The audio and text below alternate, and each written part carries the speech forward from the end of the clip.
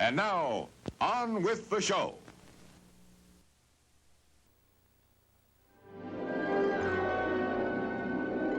I'm William Castle, and I feel obligated to warn you about the next attraction you will see at this theater. The picture is The Tingler, which I directed.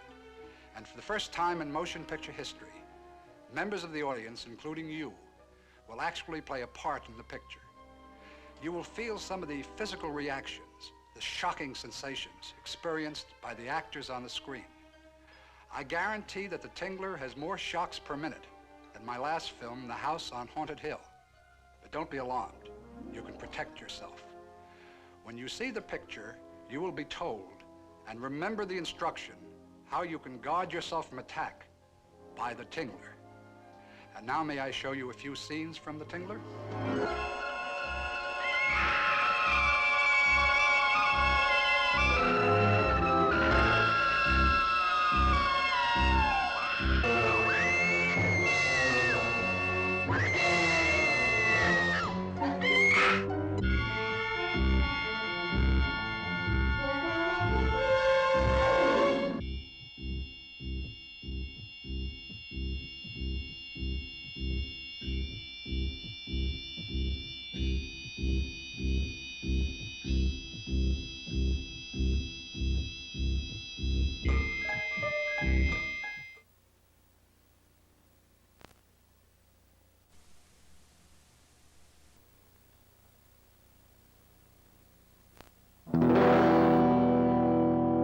Listen to me. Please, listen. You spoke to him? What did he tell you? Where did he go?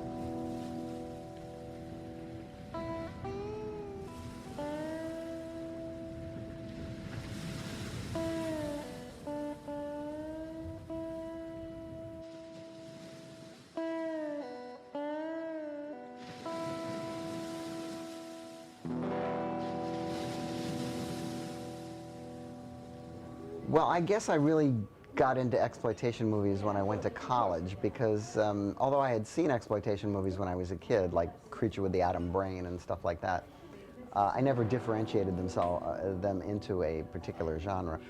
When I was a kid, I was an atomic fear kid. I was brought up with the fear of the bomb and that airplanes were going to drop bombs on us any minute. And so we developed a healthy distrust of science and radiation and all that. So my favorite movies when I was a kid were giant monster movies, you know, giant ants, giant spiders, giant anything. But when I went to college in Philadelphia, there were still some remaining grindhouses.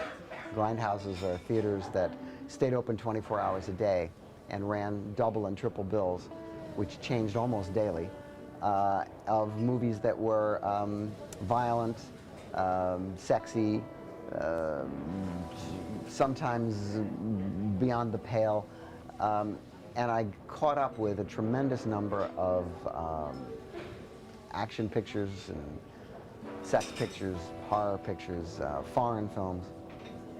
And one of these theaters was called the News Theater, and it smelled terrible.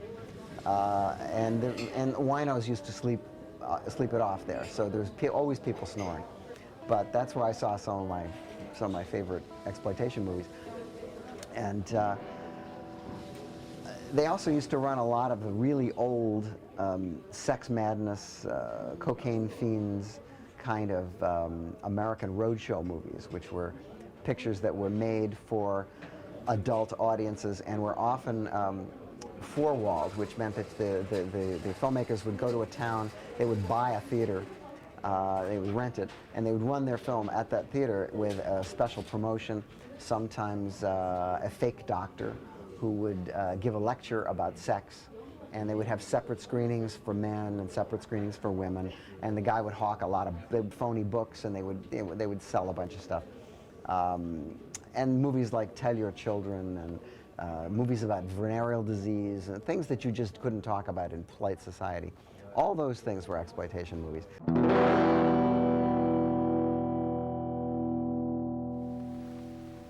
Most thinking Americans now recognize the fact that our country is at war. A war declared against us by the rulers of international communism. And so, another day of infamy has come within your lifetime and mine. Thousands of Americans have died victims of this treacherous attack.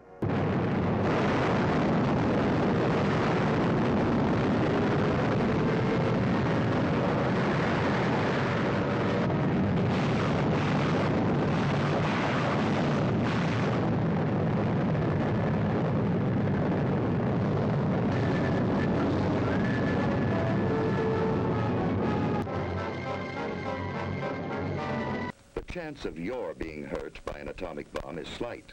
But since there is a chance, you must know how to protect yourself. What if a warning siren sounds? What should you do? Look for cover, the nearest cover. Don't try to make it home unless home is the nearest place to go. Don't hesitate. Find cover.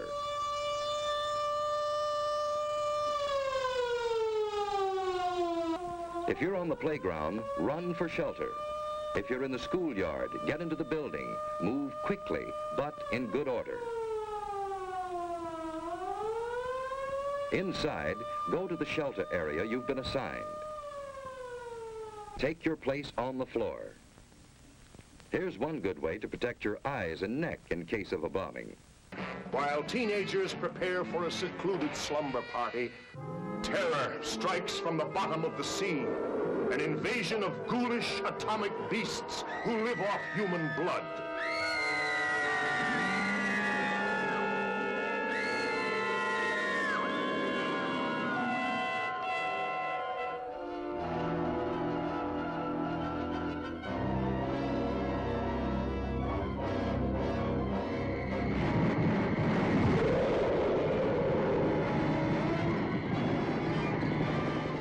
Every device of military science, every defensive weapon, radar, planes, rockets, marshaled to destroy 1,000 tons of beastly fury. A monster leaving a trail of carnage, spreading panic across a continent. And then this most dangerous monster that ever lived challenged the security of our city. The communists realized that they could not survive the destructive force of an all-out conflict, so they adopt the Cold War tactic. Nevertheless, their objective remains the total conquest of all the earth.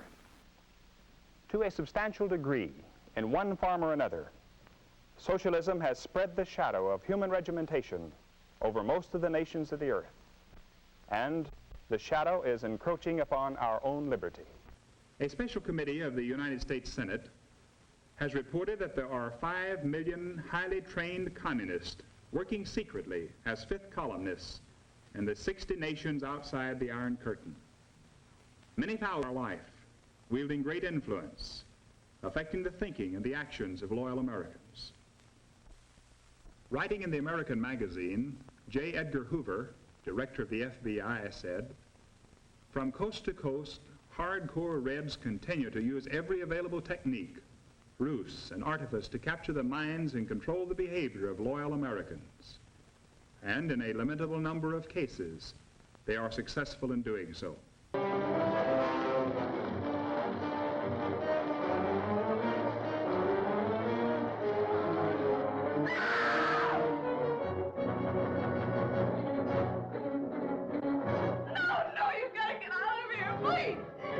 They come from another world, spawned in the light years of space, unleashed to take over the bodies and souls of the people of our planet, bringing a new dimension in terror to the giant super scope screen.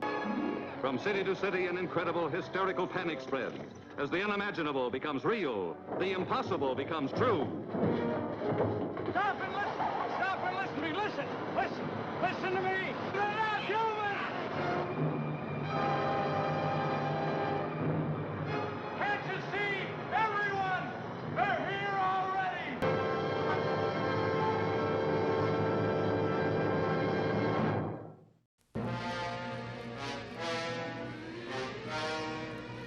Colonel Rudolf Ivanovich Abel, alleged the highest-ranking Russian spy ever indicted in the United States, is returned to Brooklyn for arraignment in federal court. Arrested here for illegal entry, he was sent to Texas for deportation. Then a search of his quarters revealed espionage equipment. Deportation was canceled, and Abel faces charges that carry a possible death penalty. Abel posed as an artist and photographer under the name of Emil Goldfuss, with a shop in Brooklyn across the street from the U.S. Attorney's office.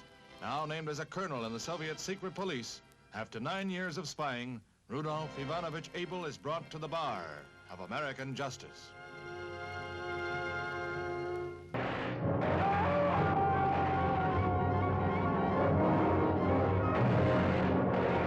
This man is a killer. Mad with dreams of fantastic power. We're conducting experiments requiring fissionable material. No money is safe. No man is safe. Nothing stops the amazing transparent man. Into army-guarded secret government vaults he goes, stealing confidential nuclear material, holding in his unseen hands the key to world power. Today, a new moon is in the sky, a 23-inch metal sphere placed in orbit by a Russian rocket. You are hearing the actual signals transmitted by the Earth-circling satellite, one of the great scientific feats of the age.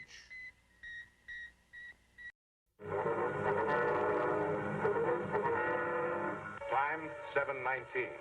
An unidentified object was picked up 200 miles southwest of Point Barrow, Alaska. Height 75,000 feet. Estimated speed 5,000 miles per hour. White warning. 7:54. First interceptor flight airborne. Point of interception 80 miles due west of San Francisco, California. 7:55. Unidentified object past point of interception. Red warning.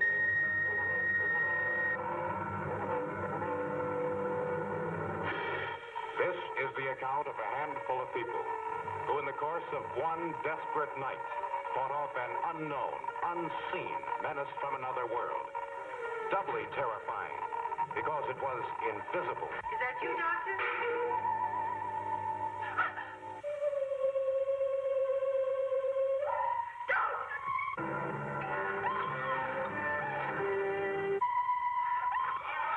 Dave!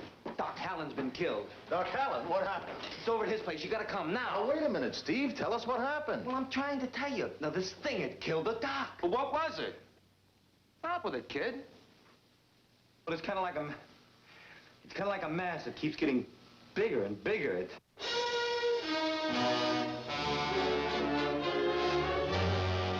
Every one of you watching this screen, look out. Because soon, very soon, the most horrifying monster menace ever conceived will be oozing into this theater.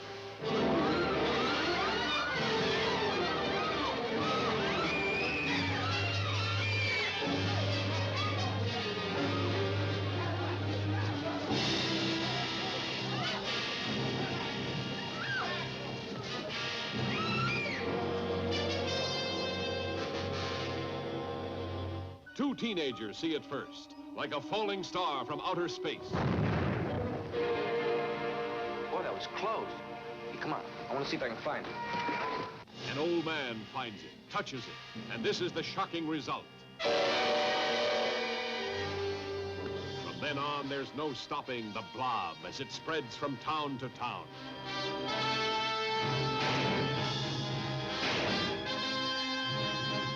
It's indestructible. It's indescribable. Nothing can stop it. This town is in danger. How can it be stopped? Mob hysteria sweeps one city. Before long, the nation, and then the world could fall before the blood-curdling threat of the Blob. Starring Steve McQueen and a cast of exciting young people.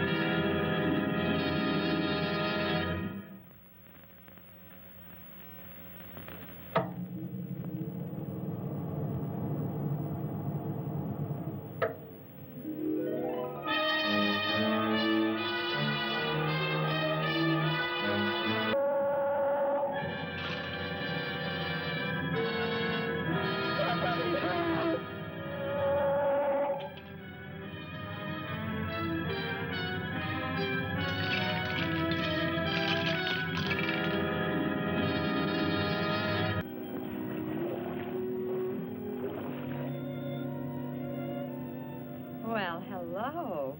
What can I do for you? You are alone? Could be. Where are the others? The ones who were with you?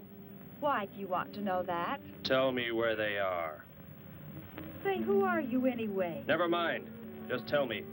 Well, they left here. They're gone. Where did they go?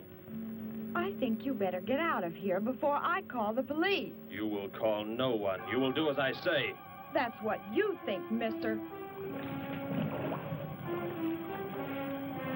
I said you will call no one.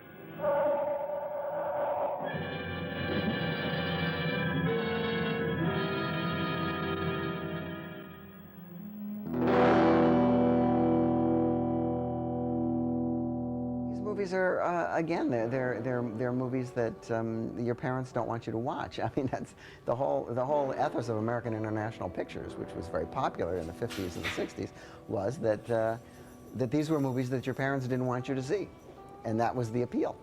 And they also realized that a younger child will watch anything an older child will watch, but an older child will not watch anything a younger child will watch. So all the movies were pitched toward 18-year-olds, and they were incredibly successful. And it was mainly because they were the kind of movies that the parents didn't want their kids to see. And that's one of the only reasons that movie theaters still exist, is that kids need a place to get away from their parents. And so anything that their parents don't approve of is okay with them. And the movies are entertaining. That's why people like them. And they are attracted to, people don't want to see boring movies. They don't want to go to movies and get lectures. They want to see things that are fun. I quite like a movie called The Sadist, which I don't know if you guys know, but it's a film about it's based on the same guy, the same criminal that Badlands was about. And his name was Charlie Starkweather, and he had his girlfriend companion, and he was a mad killer. And he captures a bunch of teachers in a junkyard for 90 minutes. And it all is told in real time from the beginning to the end. And it's a very cheap film, very exciting, very well done. It's shot by Vilmos Zsigmond. All units, be on the alert for 2 Arizona murder suspects. This suspect is armed and to be considered extremely dangerous. I have been hurt by others, and I will hurt them. I will make them suffer like I have suffered. What kind of a person are you? Do you enjoy hurting others, seeing them in pain? You think you're so much better than me. You think I'm dirt. You'll always think it till you don't think no more.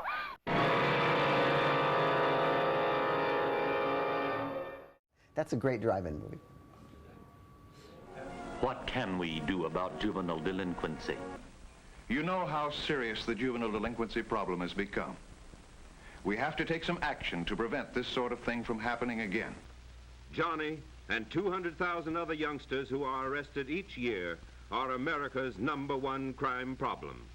Can't something be done to help these twisted young lives and set them straight?